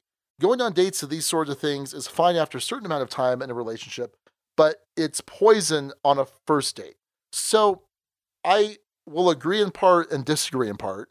I think that definitely the choice of game is important. I think that it's helpful to have an activity as part of a first date, something that is not so intensive that it's the focus, but it's a way to facilitate interaction and conversation. But I don't think that your first date should be 8 hours of you guys playing games. I mean, I would imagine it would be, going out, grabbing a drink, and then maybe playing one game for half an hour, and hopefully that's broken the ice some more or whatever.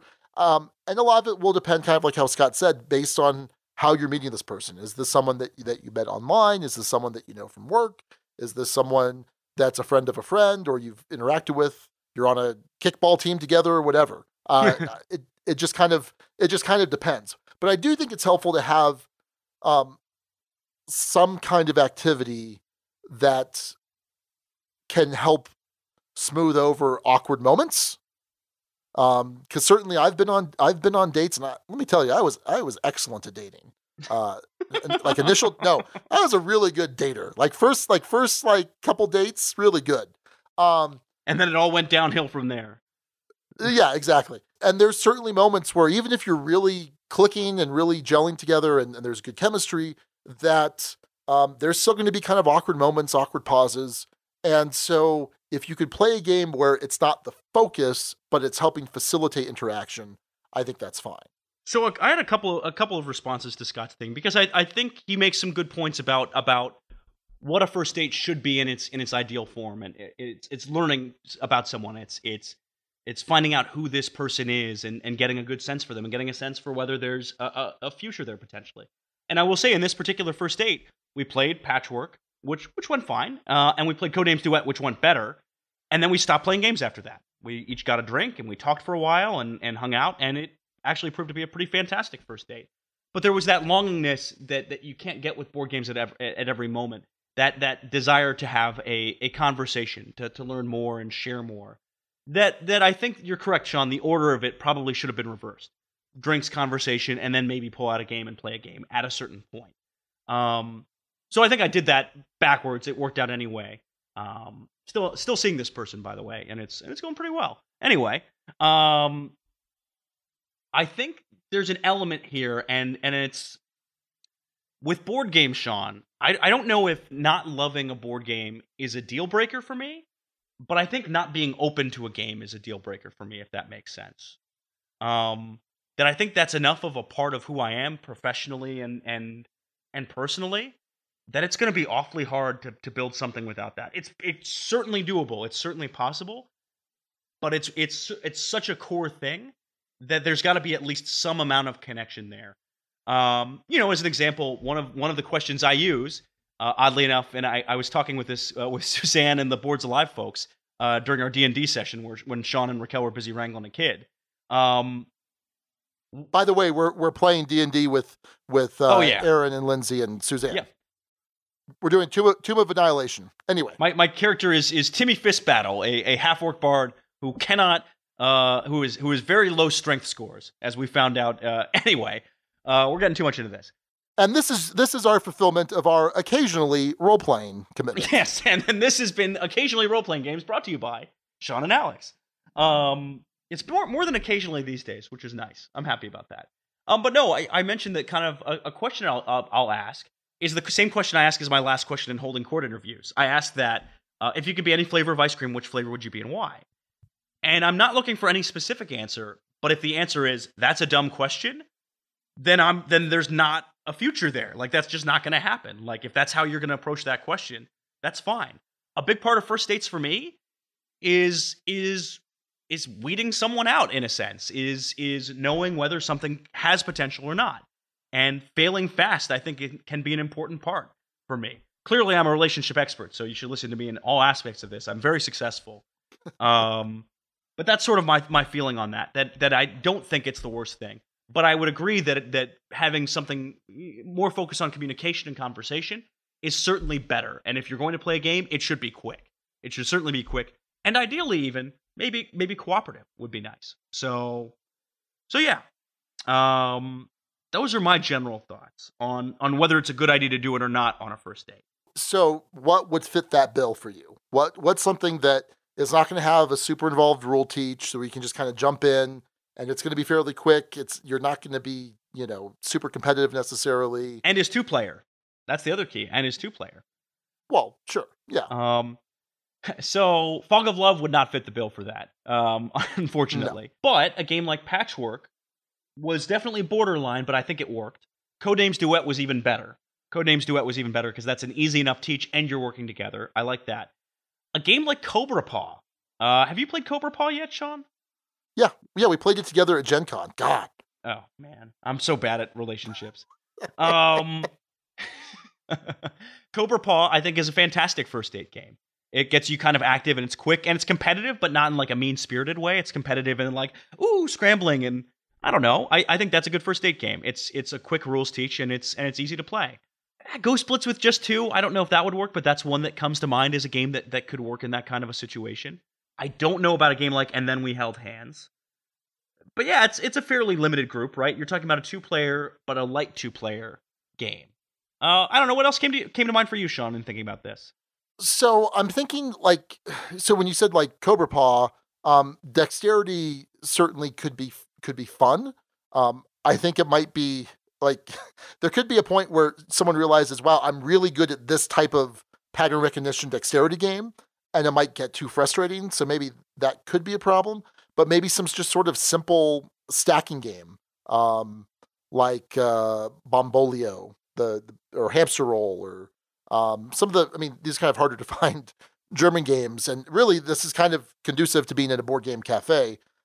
But I think that those might be fun because there's really no pressure. It's this nice moment when everything comes crashing down that you laugh and it's kind of a surprise and the sound is kind of shocking. So something like that. Codenames Duet, I wonder, because I feel like Codenames Duet, you do better when you have a better sense of the other person. Like, you know what clues to give them. You know that if I give this clue, they're totally not going to pick up on that.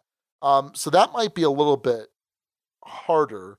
But I think some of the really light 2-player games, like you said, Patchwork might be a little bit too much of a rules teach.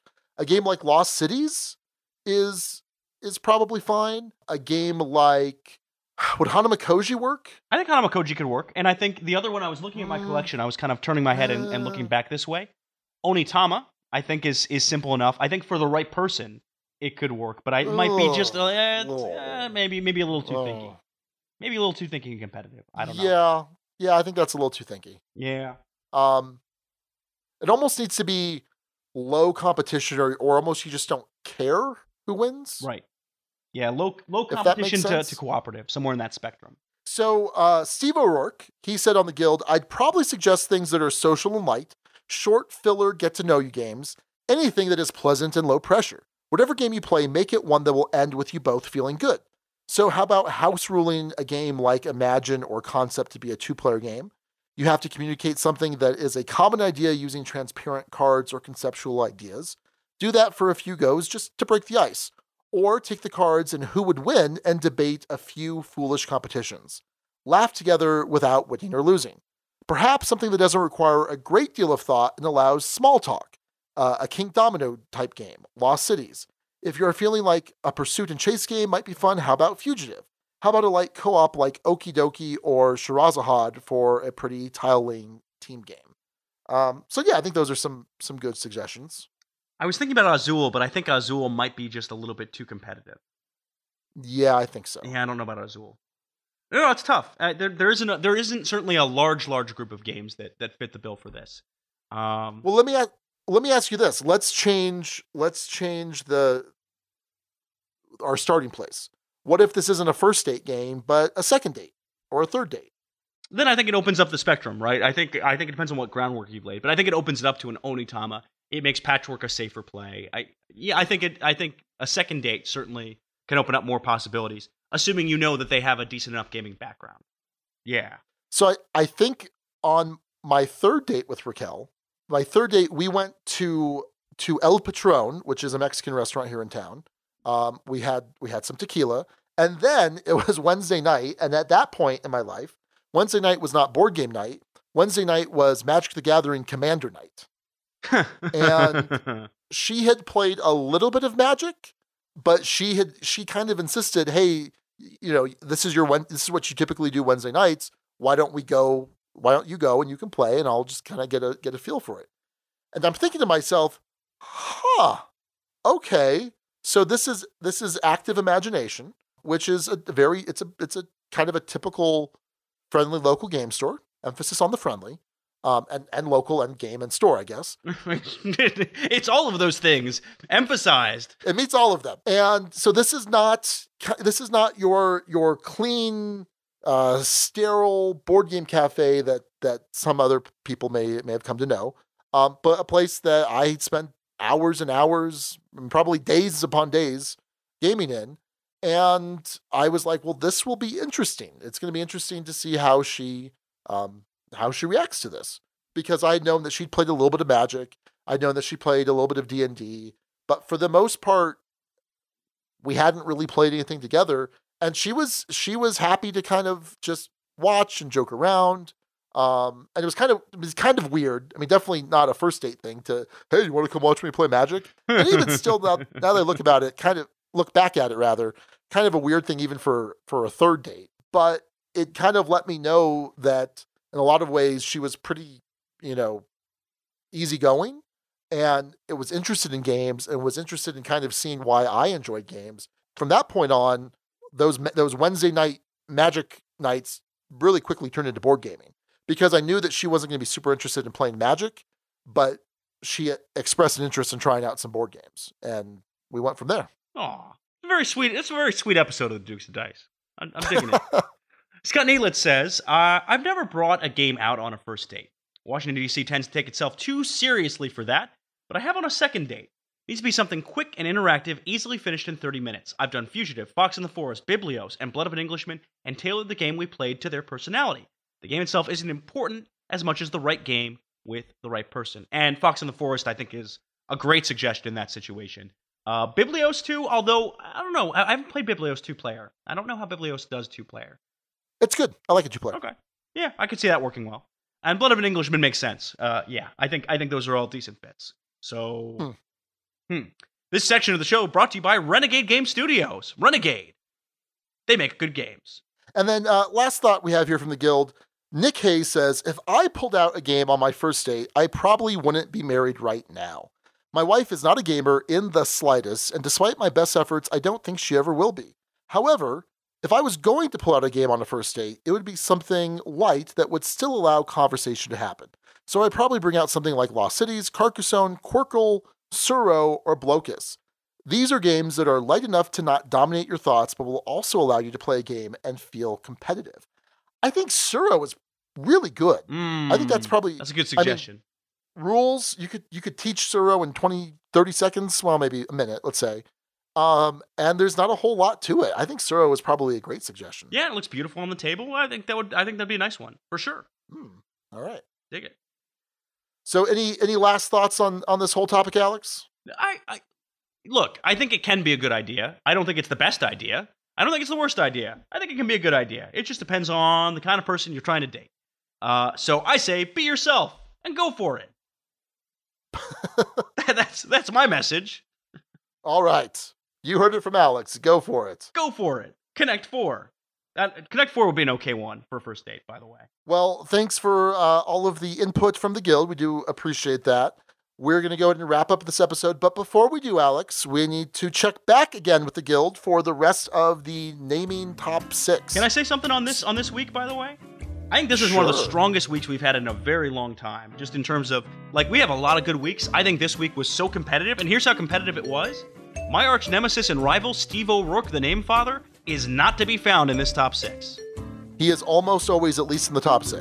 And by the way, there was an argument to be made that he could have been in this one too, and it was certainly close. But that shows you the power of the naming suggestions. Speaking of which, Arthur Brooking came with what was kind of my pick for this one, but I lost on a die roll. Arthur Brooking with The Power of Love.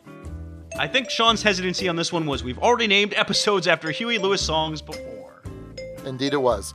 Matthew S. suggested Tell Her You Love Her.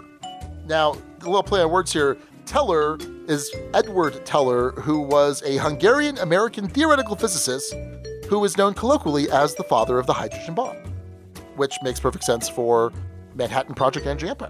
Jimmy Miro came up with Nuclear Family, referencing, a family in Fog of Love that you're, I guess, trying to build, and nuclear, of course, referring to Manhattan Project Energy Empire. Pretty clever. It's pronounced nuclear. Nuclear. No, it's not. And then Scott Bryan suggested... No, wait. It's Beyonce. Thank you. Oh, okay. Yes. Sorry, Scott. Beyonce. Sorry, Scott. I'm sorry for so many reasons, Scott. Suggested 50 Shades of Play. I like that. That was actually my legit pick. Yeah, that would have been good. That's a good one. Good job, Scott Beyonce. And then finally, our buddy Rob Rouse from Blue Peg Pink Peg, he suggested Come On Benzene. Which, when you say it, you're like, what? What are you talking about? Come on, kind of like Simon, but come on. And then benzene, which is an additive to gasoline, which you need gasoline in Energy Empire, right? So it's a lot of dots you got to connect here. But ultimately, it's supposed to sound like Come On Eileen.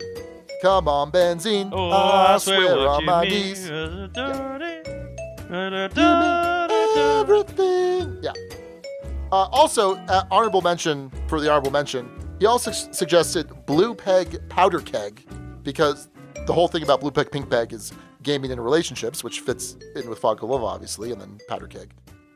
Big boom. So good suggestions by Rob and by everyone else over there in the guild. Good job, everybody. Round of applause for you guys. Woo! Yay!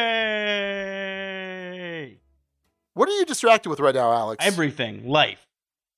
No, I've been challenged by Bruce from the Party Gamecast and also from North Star Games to a drop mix battle with at Bezel4 on Twitter. That's Joseph Owens. I've been challenged to use 2 of 3 cards he suggested. I just saw the 3 cards. So I gotta go come up with a magnum opus on drop mix. Did you meet Joseph at Gen Con? Probably, and I feel really bad. Oh, well, I got a picture with him and Ed from Heavy Cardboard. Oh, well, then maybe not. Okay. Joseph, if I met you, I am so sorry, but also my mix is going to be the greatest, and I'm going to win. Why don't we end this episode, Alex, so you can go do your thing. I'm also very hungry, to be clear. I am going to go prepare a delicious romantic dinner. Ribeyes, some asparagus. I've got a nice Malbec, because Mariah is at a school thing. She's doing a camping thing. And if Chewy will cooperate, then Raquel and I can have a nice romantic dinner. Aww. Because I'm in that mood because of Fog of Love, Alex. Aw, maybe you could play some Fog of Love with her.